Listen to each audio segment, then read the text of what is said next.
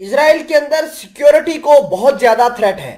اسرائیل کے اندر خطرے کی گھنٹیاں بج رہی ہیں۔ ایک اور ایران کا حمایت یافتہ گروپ جس کا نام لائن ڈن ہے وہ دوبارہ منظر عام پر آ گیا ہے اور اسرائیل کو کھلی دھمکی دی ہے کہ اسرائیل صرف خون اور گولیوں کی بات سمجھتا ہے، اس کے علاوہ اس کو کوئی اور دوسری چیز سمجھ نہیں آتی۔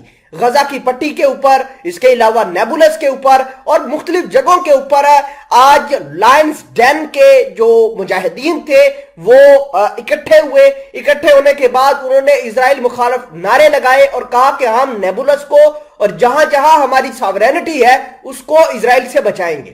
اور آپ کو یہ بھی بتا دیں کہ اسرائیل نے آج بڑے بڑے کام کیے ہیں۔ ان کام کے اندر ویسٹ بینک کا پورا علاقہ بارود کا ڈھیر بن گیا۔ اسرائیل نے بہت ساری جگہوں پر اٹیکس کر کے وہاں پر دہشت گردی پھیلائی۔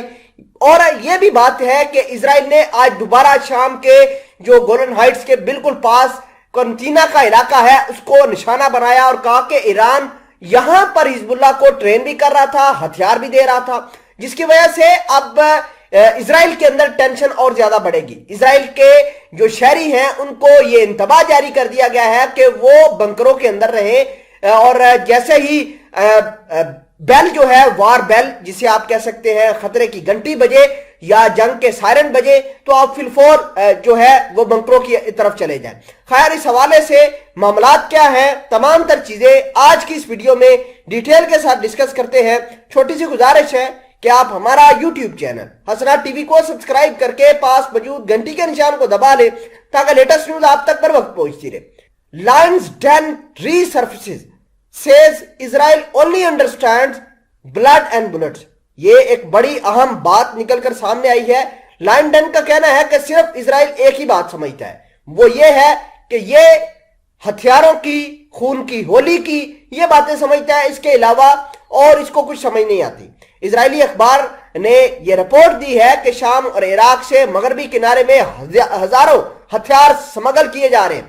رپورٹس کے مطابق مغربی کنارے میں مزاحمت کی توسیع کو روکنے میں اسرائیل کی حکومت ناکامی کا جواز پیش کرتے ہوئے ایک رپورٹ پبلش کرتی ہے اور دعویٰ کرتی ہے کہ شام اور عراق کے علاقوں سے ہزاروں کی تعداد میں ہتھیار سمگل کیے جا رہے ہیں۔ اسی وجہ سے آج اسرائیل کی سیکورٹی فورسز نے شام کے علاقے جو ہے بالکل گولن ہائٹس کے پاس اٹیکس کیے ہیں اور کہا ہے کہ یہاں پر تو ایران حزب اللہ حماس کے جنگجوؤں کو ہتھیار فراہم کر رہا ہے۔ مغربی کنارے میں سونی فوج کی فلسطینی مزاحمت اور مسلح جدوجہد کے شعلے کو بجھانے میں ناکامی کو جواز بناتے ہوئے رپورٹ پبلش کی ہے، جس میں دعویٰ کیا گیا ہے کہ فلسطینیوں کو عراق اور شام کے رستے سے بہت سارے خطرناک ہتھیار پہنچائے گئے ہیں۔ ہزاروں کی تعداد میں ہتھیار برآمد ہوئے ہیں اور تقریباً مغربی کنارے میں کوئی ایسا گاؤں یا شہر ایسا نہیں ہے جس کے باشندوں کے پاس ہتھیار موجود نہ ہو۔ رپورٹ کے مطابق کچھ ایسے ہتھیار صہیونی حکومت کے فوجی اڈوں سے چوری کر کے فلسطینیوں کے ہاتھ میں پہنچ گئے ہیں، جبکہ اردن اور مصر کی سرحدوں سے بھی مغربی کنارے میں ہتھیار سمگل ہوئے ہیں۔ ناظرین اکرامی، یہ خبر آنے کے بعد اسرائیل نے اپنی سیکیورٹی کو مزید ٹائٹ کیا ہے اور اپنے فوجیوں کو انتباہ جاری کیا ہے کہ ہر ممکن جو ہے سیکیورٹی کو ٹائٹ کیا جائے۔